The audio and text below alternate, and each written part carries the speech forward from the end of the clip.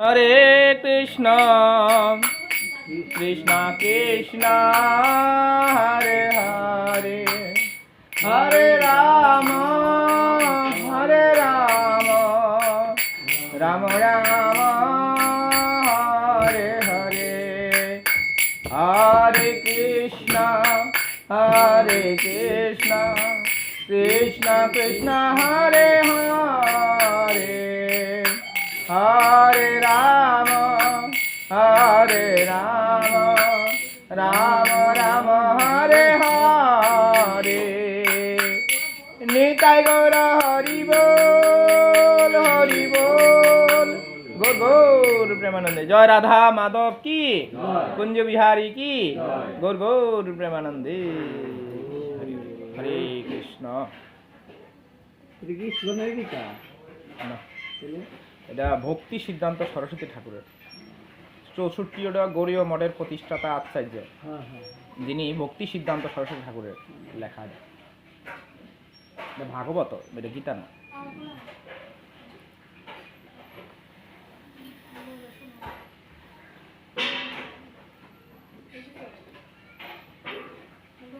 আগের ভাগবত গুলি পাওয়া যায় না কোথায়? কি ভাগবত? আগের ভাগবত পাওয়া যাবে না কেন? আগে যে বড় কার কাছে গেলে পাওয়া যাবে? কি কোন জায়গায় গেলে পাওয়া যাবে? আমরা লাগবো আমার কাছে আইন, আমি দিয়ে দেবো একটা ফ্রি ভাগবত। আমি পড়ি নাকি আগের দিই মহাজনগত সফলতা নয়। আচ্ছা আমি দেখে নিতে একসময় আসুন, আপনি আইন আমার কাছে দিয়ে দেবো একটা বড় আছে, ওই কি সুকুমার রঞ্জন ঘোষ না কি জানি লেখা, নিয়ে যাবে পড়বেন। আমি যা ফালাই রাখছি দিক থেকে জানি ওই যে বড়, এত বড় ভাগবত। আমাদের এরকম 18টা ভাগবত, এটা 18টা নিয়ে একটা। গীতা আর ভাগবত আলোচনা আলাদা না, একই বস্তু, একই। এটাকে বিভিন্ন ব্যাখ্যা দেয়, বিভিন্ন ব্যাখ্যা করবে। এটা গীতাতে মনে করেন যে আছে শূন্যবাদী আছে, মায়াবাদী আছে, এরপরে সর্বিশেষবাদী আছে, নির্বিশেষবাদী আছে, এরপরে আছে যেমন আমাদের গুরু 2 প্রকার। গুরু কয় প্রকার? 2 প্রকার। একটা হচ্ছে প্রবৃত্তি মার্কের গুরু, 72 প্রকার আছে, আউল বাউল তাউল তান্ত্রিক জাত গোসাই সখী গীতার অপসম্পদায় সংগনাই করি। আরেকটা আছে নির্বৃত্তি মার্গ। নির্বৃত্তের গুরু হলো চৈতন্যদেব। এটার মধ্যেও আছে 64 অঙ্গ ভক্তি, এর মধ্যে নববিদ্যা শ্রেষ্ঠ, পঞ্চাঙ্গ শ্রেষ্ঠ, অষ্টাঙ্গ শ্রেষ্ঠ। এগুলি এর অনেক জানার ব্যাপার আছে। তো এখানে আপনার মতো আপনি ব্যাখ্যা দিবেন, আমার মতো আমি ব্যাখ্যা দেবো, ওনার মতো উনি ব্যাখ্যা দেবো। আমাদের ধর্মটা তো এক ছোটখাটো না, যে যেভাবে ব্যাখ্যা দেয় ওর ব্যাখ্যা এরকম হয়, বুঝলেন না?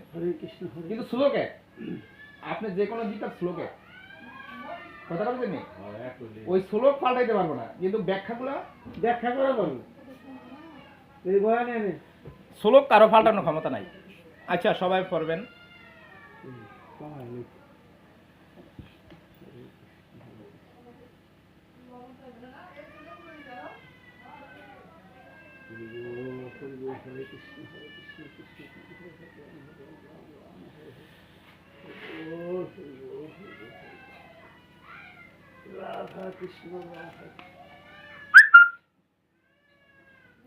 হরে কৃষ্ণ। সবাই পড়েন, হ্যাঁ সবাই বলবেন সাথে সাথে, সবাই বলেন, হ্যাঁ। সাই দুষ্টাদ্দং ঋষভ কুমারণং মৈত্রিয় মনসোধম ক্ষয়ত উচ্চত দিয় চ মৌনত গুণ তৃপ্ত ত্রাণং তৃপ্তয়। অর্থাৎ অনুবাদ, সুখদেব গোস্বামী বললেন, কুরুক্ষেত্রে বিদুর যখন ভগবত ভক্তিতে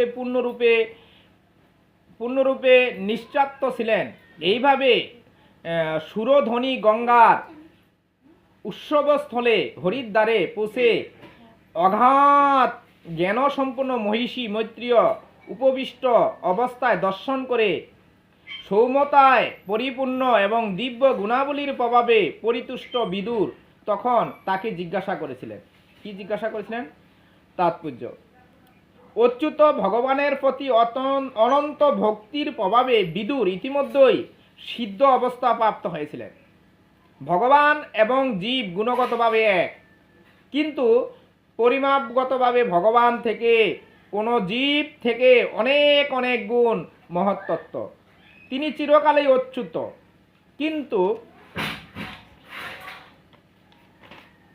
কিন্তু জীব মায়ার প্রভাবে অধঃপতিত হয় প্রবণতা সম্পূর্ণ, কিন্তু অচ্যুত ভাব প্রাপ্ত হওয়ার প্রভাবে অথবা যথাযথভাবে ভগবত ভক্তিতে মগ্ন হওয়ার ফলে ইতিমধ্যেই সাধারণ বদ্ধ জীবের পতনমুখ প্রবৃত্তি অতিক্রম করেছে।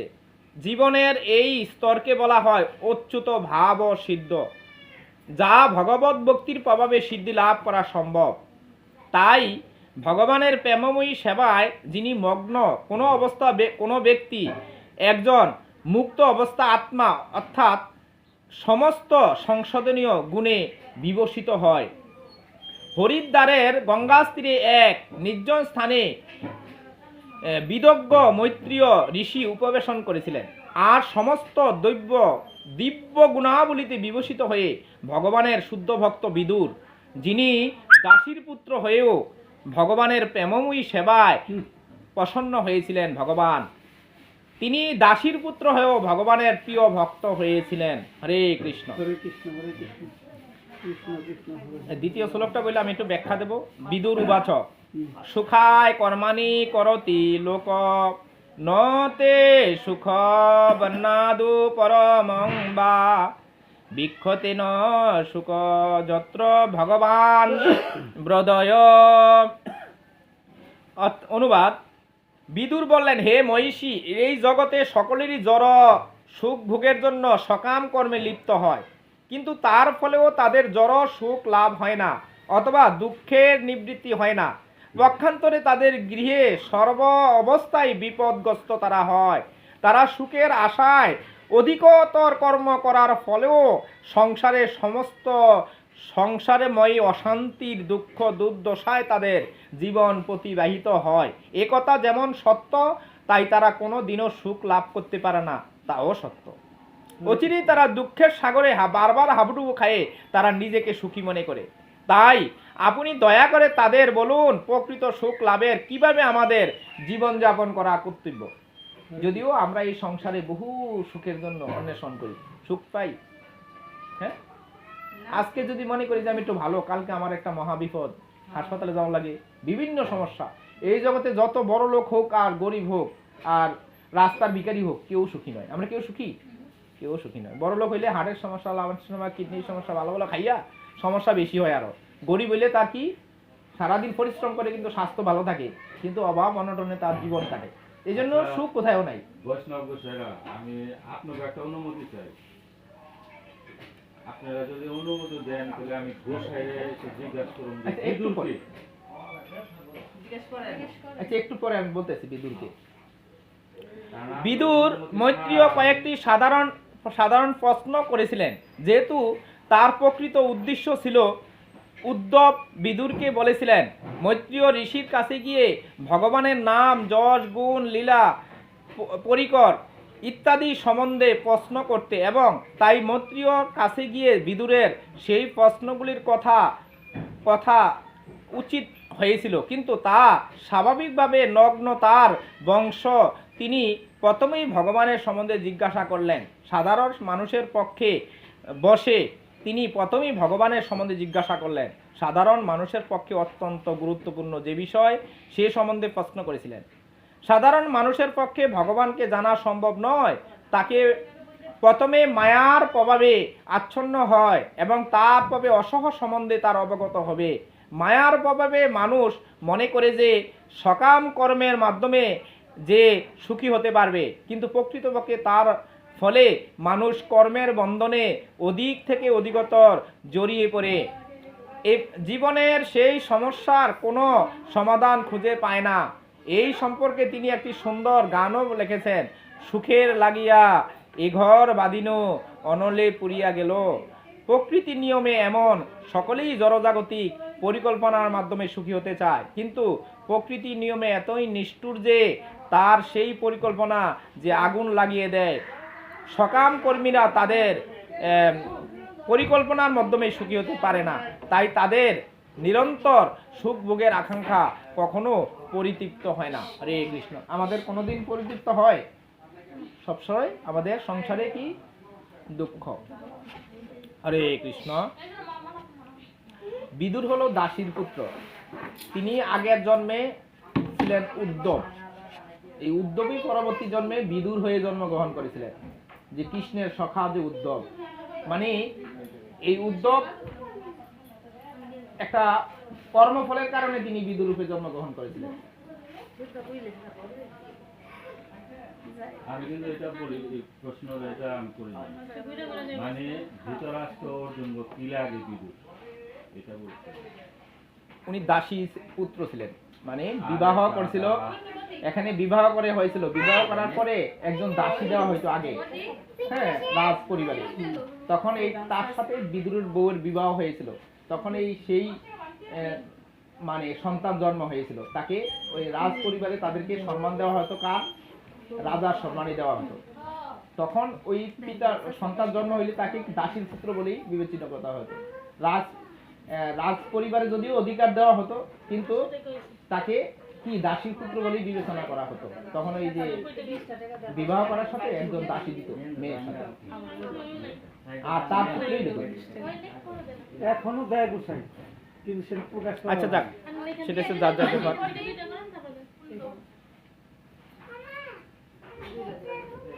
হরে কৃষ্ণ।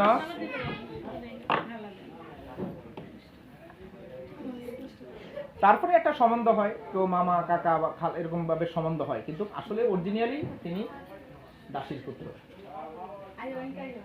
কিন্তু ভগবানের প্রিয় ভক্ত আচ্ছা ছিলেন। ঠিক আছে, আপনি পাঠ করেন, আপনার লাগে তো এইভাবে বলা আমার উচিত, আপনি করেন। আর এরা বংশ পরিচয় দেখতে গেলে অনেক সময় লাগবে। ভাগবত পাঠে এদের বংশ পরিচয় দিলে মানুষ কিছু বুঝবো না। এটা পরে আমার কাছে যাইয়া না, আমি বলে দেবো যে উনি কোথায় থেকে আসছে, কি কারণে আসছে, কেন আসলো, ওনার বংশ পরিচয় কি, অর্জুনের সাথে সম্পর্ক কি, এটা উঠেতে গেলে সামান্য কথা হইব না। এটা পুরাটা শেষ করতে 2-3-4 ঘন্টা লাগবে, তো এটা কিছুই বুঝবো না। আমি সংকীর্ণভাবে ভাগবত না, পাঠ করতে আমি এটা যাই। ঘটানো। হরে কৃষ্ণ।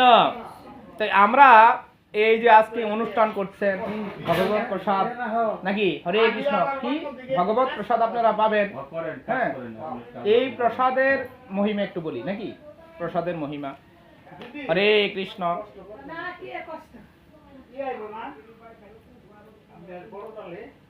এই জগতে যখন আমরা এই জগতে আসছি, তখন পৃথিবীর সৃষ্টির শুরুতে কাকে পাঠাইছিল?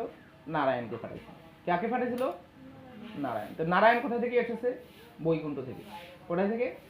বৈকুণ্ঠ থেকে। তো বৈকুণ্ঠতে আইয়া নারায়ণ যে শিক্ষা দিয়েছিল আমাদের, সে নারায়ণ অপরা ব্যথা, নারায়ণ অপরা মুক্তি, নারায়ণ নারায়ণ নারায়ণ, সত্যযুগে যে আমাদের নাম, এই নারায়ণ মুক্তিদাতা। নারায়ণ কি? মুক্তিদাতা। তারপরে আসছে কে? দাপর। দাপরে কে? রাম, রাঘব, মধু, কৈটব, বারে, গোপাল, গোবিন্দ। এটা কে কি আসছে? এটা আসছিল সত্য ত্রেতা যুগে, রামচন্দ্র যখন আসছিল। তারপরে আসছে কি? তারপরে আসছে হরে, মুরারি, মধু, কৈটব, বারে, গোপাল, গোবিন্দ। তারপরে কে আসছিল? এটা দ্বারকার কৃষ্ণ। কে আসছিল? কৃষ্ণচন্দ্র। এই সত্যযুগে কে? হরি। আর তেতাতে রামচন্দ্র, দাপরে কৃষ্ণ। এই তিনজন আসছে তিনবারে। বৈকুণ্ঠ হচ্ছে কোথায়? বৈকুণ্ঠ কোথায়? বৈকুণ্ঠটা হচ্ছে আমরা যখন এই পৃথিবীটা হচ্ছে মনে করেন যে 14টা ভুবন নিয়ে একটা পৃথিবী। উপরে ভুব এরকম স্বর্গলোক কয়টা? 7টা। নিচে অতল, তলাতল, রসাতল, পাতাল, এরকম 7টা লোক আছে। কয়টা লোক? 7টা। নিচে, উপরে 7টা। এই 14টা ব্রহ্মাণ্ডের মধ্যে উপরে হচ্ছে কি? স্বর্গের উপরে কি? স্বর্গের উপর হলো বিরজা নদী। কি নদী? বিরজা নদী। তারপরে প্রথমে বৈতরণী পার, যারা ওই যে বৈতরণী পার হয়, বৈতরণী মানে কি? মল মূত্র কফ পিণ্ডের একটা নদী। তারপরে হচ্ছে বিরজা নদী। তারপরে হচ্ছে কি? তারপরে কি? তারপরে ব্রহ্মলোক, ব্রহ্মস্থান। তারপরে কি? ধ্রুবলোক। তারপরে শিবলোক। তারপরে কি? বৈকুণ্ঠ। তারপরে দ্বারকা, তারপরে অযোধ্যা। এরকম অনন্ত কোটি বৈকুণ্ঠ আছে। প্রত্যেকটা কি, প্রত্যেকটা ব্রহ্মাণ্ডে একটা করে বৈকুণ্ঠ আছে। অনন্ত কোটি ব্রহ্মাণ্ড, অনন্ত কোটি বৈকুণ্ঠ আছে। স্বর্গ আছে, দ্বারকা আছে, অযোধ্যা আছে, কিন্তু গোলক বৃন্দাবন একটা। গোলক বৃন্দাবন কয়টা? একটা। এই গোলক বৃন্দাবনে কে থাকে? রাধা গোবিন্দ অষ্টসখীগণ থাকে। কে থাকে? রাধা গোবিন্দ অষ্টসখীগণ থাকে। কোথায়? গোলক বৃন্দাবনে। এই গোলক বৃন্দাবনে যেতে হলে আমাদের কি করতে হবে? এই দুনিয়ার সমস্ত মোহ ত্যাগ করতে হবে, মোহ শূন্য হতে হবে। তাহলে আমাদের কি করা উচিত? এই প্রসাদ আমরা কিভাবে পেয়েছি? সত্যতা দাপর যুগে আমরা প্রসাদ এইভাবে পাইনি। পাইছি? এইভাবে পাইনি, এইভাবে আমাদেরকে প্রসাদ দেওয়া হয়নি। তাহলে এই প্রসাদ কি করে আমরা আজকে প্রসাদ পাচ্ছি? এখন এই সত্য তেতা দাপর 3 যুগে নাহি করি কৃষ্ণ প্রেম দান। এই 3 যুগে কি করি না? আমি কৃষ্ণ প্রেম দান করি না। সত্য যুগে কোটি কোটি বছর এই ধ্যান করেও ভগবানকে জানতে পারে না, যাগযজ্ঞ করে জানতে পারে না, পূজা অর্চনা করে জানতে পারে না। বুঝলেন? ধ্যান, পূজা অর্চনা কোনো কিছু করে ভগবানকে জানতে পারে নাই। একমাত্র কলির যুগে ভগবানকে জানা যায়, যে ভগবানের প্রেমময়ী সেবায় যুক্ত হয়। সেটা হচ্ছে কি? বলছে 3 যুগে ভগবান কি রূপে এসেছে? অবতার। 3 যুগে কি রূপে এসেছে? অবতার। আর কলির যুগে তিনি কি? অবতারী। অবতার সার গোরা অবতার, কেননা ভজিলে তারে, করি নিলে বাস, গেল না পিয়াস, আপন কর্ম দোষে। বলছে কঙ্কটের তরু সদায় সেবিলি মন, কি অমৃত পাইবা সুখে, ইক্ষুদণ্ড ভাবি কাঠ সুশীলি, কেমনে পাইবি তারে। বলছে হারো বলিয়া গড়াইল পড়িলি, কিঙ্কর সমর সাপ, শীতল বলিয়া আগুন ফুয়াইলি, কিভাবে পাইবি বজের তাপ। হরে কৃষ্ণ। আমরা যে বজের তাপ যে আমরা পাবো, সেই তাপের জন্য কি আমরা কর্ম করি? কোনো কর্ম করি না। এই জন্য হরে কৃষ্ণ 3 যুগে, হরে কৃষ্ণ, এই 3 যুগে আমরা কি করতাম? আমাদের অহংকার, একমাত্র আমাদের অহংকারের কারণে আমাদের ধর্মটা কি হয়েছে? ভাগাভাগি হয়ে গেছে। কার অহংকার? একমাত্র আমাদের অহংকার। আপনাদের কোনো অহংকার ছিল না। কার অহংকার? আমাদের মতো ব্রাহ্মণ পরিবারে যারা জন্মগ্রহণ করেছে তাদের কারণে আজকে আমাদের ধর্মটা অধঃপতন হয়েছে। কার কারণে? এই আমাদের মতো ব্রাহ্মণ পরিবারে যারা জন্মগ্রহণ করেছে, যারা ব্রাহ্মণ কুলে জন্ম হয়েছে, তাদের অহংকার ছিল বেশি। তারা কি ছিল? অহংকারী লোক ছিল। এই অহংকারের কারণে আমাদের ধর্মটা কি হয়েছে? আজকে অধঃপতন হয়েছে, বিনষ্ট হয়েছে। এই জন্য বলছে কলির যুগে এই আমাদের মতো ব্রাহ্মণেরা আর স্থান নাই, আর স্থান নাই। কেন স্থান নাই? এই অভিশাপটা কে দিয়েছিল? হরে কৃষ্ণ। এই অভিশাপটা কে দিয়েছিল? ভিঙ্গমণি। যখন দক্ষরাজের যজ্ঞে যখন শিবকে কোনো নিমন্ত্রণ করে নাই, শিব হয়েছে বৈষ্ণব চূড়ামণি, যথা নাম বৈষ্ণব নাম যথা শম্ভু। বৈষ্ণব জগতের একমাত্র চূড়ামণি হলো কে? শিব। এই শিবের কৃপা ছাড়া এই জগতে কেউ কৃষ্ণ প্রেম লাভ করতে পারে না। কার কৃপা ছাড়া? শিবের কৃপা ছাড়া কেউ কৃষ্ণ প্রেম লাভ করতে পারে না। তাই এই শিবকে নিমন্ত্রণ করেনি। যে জায়গায় শিব নিমন্ত্রণ হয়নি, এই জায়গায় বিষ্ণু আর ব্রহ্মা যায়নি। কে যায়নি? বিষ্ণু যায় নাই, ভগবান কৃষ্ণ যায় নাই, আর ব্রহ্মাও যায় নাই। কেন যায় নাই? সেখানে শিবকে নিমন্ত্রণ না করলে ওই 2 জন যায় না, ব্রহ্মাও যায় না, শিবও যায় না। এই জন্য বলছে যেখানে বৈষ্ণবকে নিন্দা করা হয় সেখানে ভগবান স্বয়ং। হরে কৃষ্ণ। এটা পরে দেন, বইবার শ্রবণ করেন, ওই দিয়া লাভ হইব কি? বইবার শ্রবণ করেন, দিল্লিটা আগে দিতে হয়। ওখানকার বইবার ওই শ্রবণ করেন, শ্রবণ মঙ্গল। শ্রবণ করলে ভগবত প্রেম লাভ করা যায়। পাঠ যিনি করে তার থেকে 1000 গুণ হয়েছে শ্রবণকারী। বলছে শ্রবণ হচ্ছে সবচেয়ে উন্নত, আর যিনি পাঠ করেন তিনি হইল প্রতিষ্ঠিত। পাণ্ডিত্য দিয়ে ভগবানকে লাভ করা যায় না। শ্রবণ করলে ভগবানের কথা কি হয়? হৃদয় শুদ্ধ হয়। হরে কৃষ্ণ। তাই কি করলো? হরে কৃষ্ণ। শোনেন, শোনেন কি করলো, কি কইছিলাম আমি? ওই বৈষ্ণব শিবের নিমন্ত্রণ করে নাই। দক্ষরাজ, প্রজাপতি দক্ষ, যিনি খুব পাওয়ারফুল দক্ষ ছিলেন, কিন্তু তার অহংকার ছিল। তিনি ব্রাহ্মণ ছিলেন, কিন্তু ব্রাহ্মণত্ব লাভ করতে পারেনি। এই জন্য বলছে ব্রাহ্মণদের অহংকার কারণে আজকে আমাদের ধর্মটাই পদপতনে গেছে। তখন এখানে সতীর নিমন্ত্রণ করে না। সতী বলছে আমার বাবা যজ্ঞ করে, নিমন্ত্রণ করুক আর না করুক আমি সেখানে যাব। তখন শিবের সাথে একটা দ্বন্দ্ব হয়। কি হয়? শিবের সাথে একটা দ্বন্দ্ব হয়, ঝগড়া লাগে। তখন শিবকে অপেক্ষা করে, স্বামীকে অপেক্ষা করে তখন সতী যখন রওনা হইলেন, সাথে সাথে চিঙ্গিমণি এখানে সবাই মানে তার ভূত প্রেত আদি যত আছে সবাইকে নিয়ে তিনি রওনা হলেন। কি হইলেন? রওনা হইলেন তিনি। শিবের যত অনুচর আছে সবাইকে, এখানে নন্দীও আছে, সবের নিয়ে তিনি রওনা হলেন, সেখানে যাইবেন। তো শিব কয় ঠিক আছে তুমি যেতে পারো, তবে তুমি আর ফিরে আসবে না।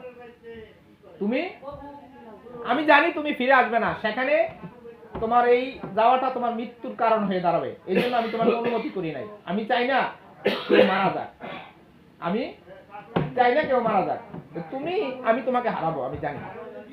আসার পর যখন স্বামীকে কটূক্তি করা হলো, তাকে বিভিন্ন কটূক্তি করা হলো, তখন স্বামী অপমান সহ্য না করতে পারে সে কি করলো? সে যোগ বলের দ্বারা সেখানে দেহ ত্যাগ করলো। কি করলো? যোগ বলের দ্বারা সে সেখানে কি করলো? দেহ ত্যাগ করলো। আর দেহ ত্যাগ করার সাথে সাথে এই শিবের যে অনুচরেরা, বিভিন্ন তাণ্ডব নৃত্য করতে আরম্ভ করলো। হরে কৃষ্ণ। ভিতরে আসেন প্রভু। কি করলো? তাণ্ডব নৃত্য করতে সেখানে আরম্ভ করলো। তখন তাণ্ডব নৃত্য যখন করলো, তখন সেখানে তাণ্ডব নৃত্য করার পর সেখানে কি হইলো? একটা হযবরল সৃষ্টি হইলো। যখন সতী দেহ রাখলো, তখন শিবের কাছে গিয়ে বললো যে সতী দেহ রাখছে। তখন শিব সেখানে কি করলো? সেখানে আসলো। কি রূপে আসলো? শিব তার রূপ, যে প্রলয়ের রূপ, এই প্রলয়ের রূপ নিয়ে যখন সেখানে আসলো, এখানে ব্রাহ্মণেরা তাদের জটা থেকে, তাদের কি থেকে, তাদের মস্তক থেকে চুল ছিঁড়ে যখন নিচে ফালাইলো ব্রাহ্মণত্ব তেজ দিয়া মন্ত্রের দ্বারা, তখন সেখানে একটা দৈত্য সৃষ্টি হলো। কি হলো? দৈত্য। তখন এই শিবের ভক্তদেরকে মানে মারার জন্য রওনা হলো। এখানে শিব ও তার মস্তক জটা থেকে ছিঁড়ে যখন ফালাইলো, সেখানেও একটা দৈত্যের সৃষ্টি হলো। কি দৈত্য? কৃষ্ণবর্ণ দৈত্যের সৃষ্টি হলো। কি বর্ণ? কৃষ্ণবর্ণ। এই কৃষ্ণবর্ণ রূপটা কি? ভগবান শিবের এই কৃষ্ণবর্ণ রূপটা হলো ভগবান শ্রীকৃষ্ণের মায়া রূপ। ভগবান শ্রীকৃষ্ণের কি রূপ? মায়াবী রূপ। এই কৃষ্ণের এক শক্তি হচ্ছে শিব। কৃষ্ণের শক্তিকে শিব। শিব যখন তার উগ্র রূপ ধারণ করে, সেটা হচ্ছে ভগবানের মায়া শক্তি। ভগবানের কি শক্তি? মায়া শক্তি। তাই ভগবানকে বলা হয় দুধ, আর শিবকে বলা হয় দধি। ভগবানকে কি বলা হয়? দুধ বলা হয়। আর শিবকে বলা হয় কি? দধির সাথে তুলনা করছে। দধির থেকে দুধ হয় না। দধির থেকে দুধ হয়, কিন্তু দুধের থেকে দধি হয়। মানে ভগবানের কাছ থেকে শিবের মায়া শক্তির দ্বারা তিনি এই জগৎকে তিনি মোহিত করার জন্য শিবকে পাঠাইছে। কি করার জন্য? মোহিত। অর্থাৎ এই পৃথিবীকে রক্ষা করার জন্য শিবের মাধ্যমে মায়া শক্তি দিয়ে তিনি এই জীবকে শাসন করেন। তখন কি হইল? তখন এখানে উভয়ের মধ্যে যখন সমস্যা সৃষ্টি হলো, তখন কি করলো? সেখানে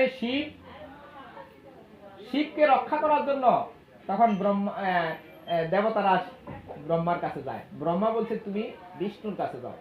তখন বিষ্ণু প্রসন্ন হওয়ার কারণ বলছে শিবের স্তুতি করতে আরম্ভ করো, না হলে সেখানে শান্তি ফিরে আসবে না। এখানে অনেক কথা বলতে গেলে আপনি সারা রাত লাগবে।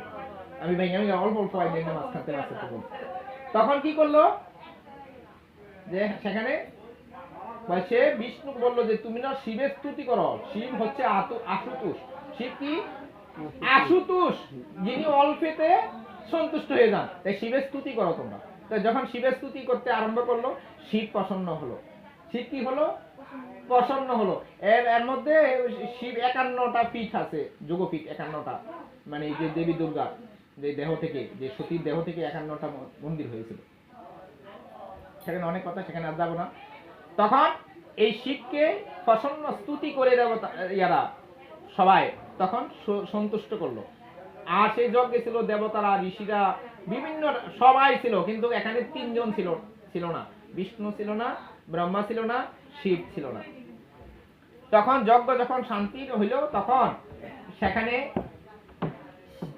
সেখানে ছাগলের মস্তক আইনা কারে লাগাইছিল? দক্ষ রাজারে। তখন এখানে পরবর্তীতে দক্ষ রাজা শিবের স্তুতি করছিল। তার স্তুতি যে আমার ভুল হয়ে গেছে, আমাকে ক্ষমা করে দাও। শিবের স্তুতি সবাই মিলে শিবকে সন্তুষ্ট করলে ভগবানও সন্তুষ্ট হয়। এই জন্য শিবের স্তুতি করতে করতে শিবকে সন্তুষ্টি করলো। এইভাবে ব্রাহ্মণেরদেরকে অভিশাপ দিছিল এই যে শিবের যেই প্রধান অনুচর, তিনি কি বলছিলেন? যে তোরা কলিযুগে অসুর কুলে জন্ম হবি, তোরাদের ব্রহ্মণত্ব নাই। ভিঙ্গুমণি অভিশাপ দিছিল। কি দিছিল? ভিঙ্গুমণি বলছিল তোরা অসুর, তোরা দৈত্য দানব, তোরা এই কলিতে ব্রাহ্মণ, তোরা সবাই অসুর কুলে জন্ম হবি। আর শিবের ভক্তকে অভিশাপ দিছিল, এই ব্রাহ্মণেরা শিবের ভক্তদেরকে অভিশাপ দিছিল যে যা তোরা কলির যুগে শিবের বৈষ্ণবের ভক্ত হয়েও তোরা ভূত প্রেত পিশাচের সঙ্গ করবি এবং মদ খাবি, গাঁজা খাবি, তোদের কোনো সুচিতা থাকবে না, অন্তিমে তোরা নরকগামী হবি। এই জন্য দেখবেন শিবের ভক্তরা কি করে? গাঁজা খায়, মদ খায়, ভাং খায়, যত খারাপ কর্ম করে তারা। ওই যে তারা ভূত প্রেত পিশাচের সঙ্গ করবো, অভিশাপ দিছিল ব্রাহ্মণেরা। আর ব্রাহ্মণদের অভিশাপ দিছিল, হরে কৃষ্ণ, ব্রাহ্মণদের অভিশাপ দিছিল কি? তোরা কলির যুগে অসুর কুলে জন্ম হবি। এই জন্য কলির যুগে ব্রাহ্মণ, এই যে আমি কিন্তু ব্রাহ্মণ পরিবারের সন্তান, কথাটা লুকিয়ে রেখে লাভ নাই। কলির যুগে আমরা অসুর কুলে জন্ম হয়েছি। আমরা কোন কুলে জন্ম হয়েছি? আমাদের কুলটা জন্মটা হয়েছে অসুর কুলে, ব্রাহ্মণদের জন্মটা হয়েছে অসুর কুলে। এই জন্য আমাদের কাজ হবে ব্রাহ্মণ, কলির রাজা, এগুলো অনেক পাপের খাতির। হরে কৃষ্ণ, কথা শোনেন, যেটা সত্য, এটা প্রকাশ শোনেন। এই জন্য বলছে কি, কলির যুগে যারা ভক্ত হবে তারা শূদ্র পরিবার থেকে ভক্ত হবে। যেমন আমার শিক্ষাগুরু হচ্ছে কি শূদ্র, নমশূদ্র আমার শিক্ষাগুরু, যে আমার মানে আমাকে যে এই পথে আনছে। তখন আমি তাকে অনেক গালাগালি করছি, আরে যারা বদমাইশ, ইস্কন হয়েছে বাটপার বদমাইশ, ইস্কনের কথা কি মানুষ শুনে? তখন উনি আমাকে একটা গীতা দান করে, নাম হলো জগতাত্মা। ওনারা জাতে হলো যুগী, যাতে কি যুগী, অন মালয়েশিয়া থাকে, উনি যুগী আর কি, ওরা বসায় মারি দেয়। ওর তো আগে করতো, আমাদের সনাতন ধর্মের জাতের অভাব আছে। আমরাও কিন্তু কায়স্থের ব্রাহ্মণ, কিন্তু কায়স্থের ব্রাহ্মণ হইলো তখন আমরা অহংকার ছিল, ইসকন এই তো কি রে বাটপা, এভাবে আমি বলছি। কিন্তু পরবর্তীতে যখন যে না জানলাম যে না ধর্মটা কি, আজকে আমাদের গতি এই কেন, আমাদের এই পরিণতি কেন, সেটা জানার পর চেতনার উদয় হয়েছে, না আমাকে ভুল পথে থাকলে হবে না। এই জন্য বলছে ব্রাহ্মণ হয়েও যদি কৃষ্ণ ভজন না করে সে চণ্ডালের চেয়েও নিকৃষ্ট, আর চণ্ডাল হয়ে যদি সে কৃষ্ণ ভজন করে সে ব্রাহ্মণত্ব জ্ঞান অর্জন করলে সে ব্রাহ্মণ হয়। সে কি হয়? ব্রাহ্মণ হয়। এই জন্য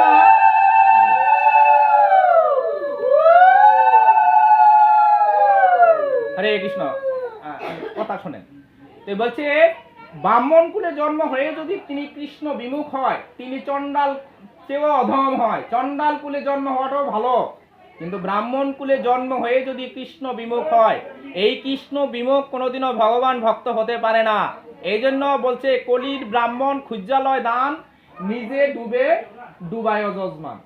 দেখবেন শ্রাদ্ধ অনুষ্ঠান করে এরকম বড় একটা ফয়দা দেয়, ওরা গরিব, কিছুই করতে পারে না, ভিক্ষা করেও আইনা দিতে পারতো না, তারে হাওলাত করে দেয়। এটা কি শ্রাদ্ধ? এটা কি শ্রাদ্ধ? না, ঠকবাজ, এটা শ্রাদ্ধ হতে পারে না। শ্রাদ্ধের মধ্যে লেখা আছে, শাস্ত্রে বলা আছে যে আমার কোনো কিছু লাগবে না, শ্রাদ্ধ হয়ে যাবে। গঙ্গার জল আর তুলসী দিয়ে যদি ভগবানের উদ্দেশ্যে অফার করে তৎপ্রসাদ আত্মাকে দেওয়া হয়, সেটাই শ্রাদ্ধ। শ্রাদ্ধ মানে শ্রদ্ধার সহিত পিতামাতার আত্মার সদ্গতির জন্য বাবা মাকে পূজা করাই শ্রাদ্ধ। বাবা মাকে কি করা? পূজা করাই শ্রাদ্ধ। তবে কর্ম এবং গুণ অনুসারে দান করতে হবে, কর্ম গুণ অনুসারে। আমার সামর্থ্য আছে, ব্রাহ্মণকে বাড়ি দিতে হবে, জমি দিতে হবে, গরু দিতে হবে, ব্রাহ্মণকে থাকার জায়গা দিতে হবে, সব দান করতে হবে ব্রাহ্মণকে, যদি তোমার যোগ্যতা থাকে। তোমার যা আছে, তোমার বাবা যা ব্যবহার করতো থালাটা পর্যন্ত দিতে হবে ব্রাহ্মণকে। আর তুমি ভিক্ষা করে খাও, তোমার কিছুই নাই, তাহলে ব্রাহ্মণকে কোনো কিছু দেওয়ার কোনো প্রশ্নই ওঠে না। দান কর্ম অনুসারে, ফল অনুসারে, সামর্থ্য অনুসারে দান। কর্ম, গুণ, সামর্থ্য এবং লোক সমাজ অনুযায়ী দান।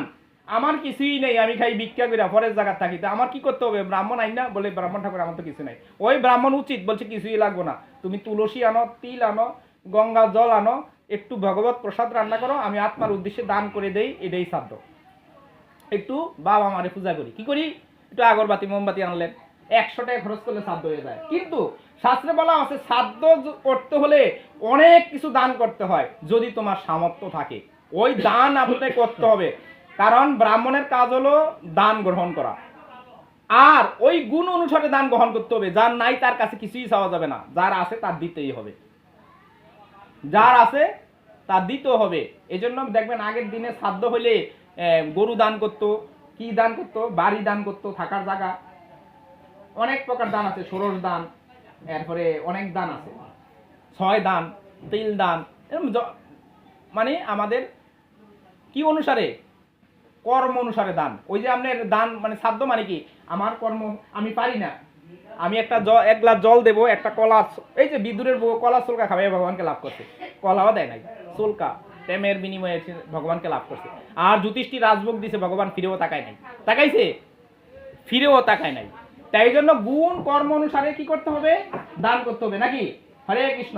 আমার নাই, আমার যদি একটা বড় লেখা দেয় যে এটি আনতে হবে, এটি শ্রাদ্ধ লাগবো, এগুলি ভুয়া, এটা কোনো শ্রাদ্ধ নয়, দালাল। শ্রাদ্ধ মানে কি? সামর্থ্য অনুযায়ী, আমার বড় লোক, আমি ওই কোনো রকমে লেখা দিছি, এটি হইব না। ব্রাহ্মণের বাড়ির জায়গা দান দেওয়ারও নিয়ম আছে শাস্ত্রে, আর না হইলে জল দিয়েই হয়ে যায় শ্রাদ্ধ। এই জন্য শ্রাদ্ধটা মানে কি? শ্রাদ্ধ মানে কোনো খারাপ না, শ্রাদ্ধ হইলে অসুচ বলা হয় না। কি হয় না? অসুচ মানে কি? আমার বাবা মার জন্য শোক করাকে অসুচ বলা হয়। কি? শোক, শোক। আমি যে আমার বাবা যে আমাকে জন্ম দিল, মা যে আমাকে জন্ম দিল, মারা যাওয়ার পর আমার কি তাদের প্রতি কোনো শোক নাই? এটাকে অসুচ বলা হয়। শোক মানে অসুচ, কিন্তু এটা কোনো অপবিত্র না। কি না? অপবিত্র না। অপবিত্র মানে কি? আমার বাবা বলছে পিতা স্বর্গ, পিতা ধর্ম, পিতা হি পরম তপ, পিয়তে পিয়মাপন্নে পিয়ন্তে সর্বদেবতা। আমার বাবা সমস্ত দেবতারও দেবতা। তা আমার বাবা যেই কর্মই করুক, আমার কাছে সে দেবতা স্বরূপ। সে মরলে কেন আমার এই সংসারে অসহ্য হয়? এইটা সুইতাত্তা না, এটা সুইতাত্তা না, হুদা ভুয়া। শোক পালন করতে হয়, শোক পালন করতে হয়। এই শোকের জন্য আমরা কি করি? আমরা বাবা মার জন্য 11 দিন, অথবা 11 দিনই নিয়ম, কারণ ব্রহ্মবৈবর্ত পুরাণে সবার জন্য 11 দিনই নির্ধারিত করছে। কিন্তু অনেকে সেই মনুসংহিতাতে বলা আছে 30 দিন, 15 দিন, 11 দিন, 13 দিন, এগুলি আমরা ফলো করি না। আমরা করি পুরাণ, বিষ্ণু ভগবান কি বলছে? ভগবান সবার জন্য একই নির্ধারিত করছে। এখানে বলে নাই যে তোমার 15 দিন, আমার 1 মাস, অমুকের 15 দিন, এটি ভগবান বলে না। এটি মনুসংহিতাতে মনু বলছে যে শূদ্রের শোক থাকে 30 দিন, ব্রাহ্মণের শোক থাকে 11 দিন, বৈশ্যের শোক থাকে 15 দিনের ভাগ করে দিছে। কিন্তু এগুলা ভগবান বলে নাই। ভগবান বলছে সবার জন্য। এখানে আসেন, বসেন না, বসেন, নইলে উপরে যেতে পারে। আরে এনেই বসেন, সমস্যা নাই, এনে বসো। না না, তাহলে উপরে যান, উপরে যান। হরে কৃষ্ণ। এইভাবে অসুচ মানে কি? শ্রাদ্ধ মানে কি? শ্রাদ্ধ মানে পিতা মাতার পূজা করা। কি করা? পিতা মাতার পূজা করা। পিতা মাতাকে, মাকে বলছে, মায়ের প্রণাম জানেন? মায়ের প্রণাম জানেন আপনারা? হরে কৃষ্ণ। মাকে প্রণাম করতে জানেন? যজ্ঞর্ভে জায়তে লোক যশ কন্যা স্নেহেন জীবিতা সাক্ষাৎ ঈশ্বরী মাতা নাস্তিক মাতৃ সমগুরু। আমার মায়ের সমান গুরু নাই, গুরু নাই, গুরু নাই। মায়ের সমান এই জগতে কেউ গুরু নাই। প্রথমে মাতা গুরু, তারপরে পিতা গুরু। মাকে 3 বার গুরু বললে বাবাকে 1 বার বলতে হবে। মাকে 3 বার গুরু বললে বাবাকে 1 বার বলতে হবে। এই জন্য মাতা গুরু। হরে কৃষ্ণ। মা হচ্ছে সর্বপ্রথম গুরু, তারপরে পিতা হচ্ছে সর্বপ্রথম গুরু। কিন্তু এই পিতা মাতা গুরু হওয়ার যোগ্যতা অর্জন করতে হবে। কি করতে হবে? পিতা মাতার গুরু হওয়ার যোগ্যতা অর্জন করতে হবে। বলছি জন্ম দিলে হয় না পিতা, গর্ভে ধরলে হয় না মাতা, নিজ কর্মে নিজে দোষী, আমি কারে দোষ দেব? এই জন্য আমাদের পিতা মাতাকে ভালোবাসতে হবে। হরে কৃষ্ণ। পিতা মাতাকে যারা ভালোবাসে না, তারা কোনোদিনও ভগবত প্রেম লাভ করতে পারে না, কোনোদিনও না, সে যত বড় সন্ন্যাসী হোক। পিতা মাতাকে ভালো না বাসলে কোনোদিনও সে ভগবত ভক্ত হতে পারে না। হতে পারে? পারে না। এই যেমন আমি কালকে আমার ফোন দিছি বাবার বাড়িতে, আমার মায়ের একটু মেন্টালিটি সমস্যা। এই কি করে বাবারে কই, এই আছে, আমি একটু গালাগালি করি বাবা মারে। কেন গালাগালি করি? ধর্ম করে না। কারণ ব্রাহ্মণ জাতি খুব খারাপ, এরা ধর্ম করে না, শূদ্ররা ধর্ম করে। এই জন্য আমি ধর্ম করি, ওই ওষুধ এমনি বলি আর কি, মন থেকে তো বলি না, এমনি গালাগালি করি। গালাগালি করি কেন? দুঃখে, দুঃখে গালাগালি করি, সুখে না। সুখে বলে কেউ? বাড়ি কোথায়? আমার বাড়ি কুমিল্লা, চান্দিনা। এই জন্য আমরা ধর্ম করতে হবে, ধর্ম একমাত্র আমাদেরকে রক্ষা করতে পারে। এই জন্য মনে করেন না যে আপনারা সকলে ব্রাহ্মণ হন, কলির যুগে সকলে ব্রাহ্মণ হন। বলছে একটা শূদ্র পরিবারও ব্রাহ্মণ হতে পারে। হরিদাস ঠাকুর, তিনি যবনকুলে জন্ম হয়েছিল, নামাচার্য হরিদাস ঠাকুর। অনেকে ব্রাহ্মণেরা তাদের গ্রন্থে লিখছে তিনি ব্রাহ্মণের ছেলে পালিত হয়েছে মুসলমানের ঘরে। না, ভুয়া। তিনি জন্মই হয়েছিল মুসলমানের ঘরে। এগুলো তারা ভুয়া বলছে, কারণ ব্রাহ্মণের জাতি নষ্ট হয়ে যাবে, মান সম্মান চলে যাবে এই কথাটা বললে। এই জন্য তারা বলছে ব্রাহ্মণের সন্তান পালিত হয়েছে মুসলমানের ঘরে। ওই যে ভুয়া একটা কথা না, তিনি মুসলমানের ছেলেই ছিল। নাম ছিল কি? হারেস, হবিউল্লাহর ছেলে হারেস। হবিউল্লাহর ছেলে হারেস। হ্যাঁ, এই হারেস কি করত? তিনি যখন 3 লক্ষ হরিনামা জপ করত, তখন এখানে তৎ আমলে ছিল রাজা মুসলমান। তখন যাইয়া বলছে, হে রাজন, এখানে হরিদাস ঠাকুর যে অনাচার করতেছে, এতে সমাজ। হিন্দুরাও যাই খোঁজ লাগাইছিল এখানে, মুসলমানের না, হিন্দুরা যাইয়া বলছিল যে কি এর, সে একজন মুসলমানের ছেলে হরে কৃষ্ণ কয়, আমাদের ধর্মকে অপমাননা করে। তখন এই রাজা কি করছিল? তাকে 22 বেত্রাঘাত করছিল যে তুই এই হিন্দুর নাম ছেড়ে দে। বলছে নাম আমাকে ছাড়ে না, আমি কি করে নামকে ছাড়বো? নাম আমাকে ছাড়ে না। তখন মাইরা তাকে বস্তাত বইরা যখন এই গঙ্গায় ভাসিয়ে দিছিল, তখন অদ্বৈত প্রভুর ঘাটে যেয়ে ফুটছিল সেই বস্তা ভরা। তখন বস্তার ভিতর থেকে হরে কৃষ্ণ কৃষ্ণ কৃষ্ণ হরে হরে, হরে রাম রাম রাম হরে হরে, এই শব্দটা যখন বস্তার ভিতর থেকে সেই বস্তার মুখ খুলে দেখেছে, সেখানে একজন লোক বলছে, তোমার নাম কি গো? বলছে, আমার নাম হারেজ। কি বলছে? আমার নাম হারেজ। বলছে, না, তোমার নাম হারেজ হতে পারে না, আজ থেকে তোমার নাম হচ্ছে হরিদাস। কি নাম?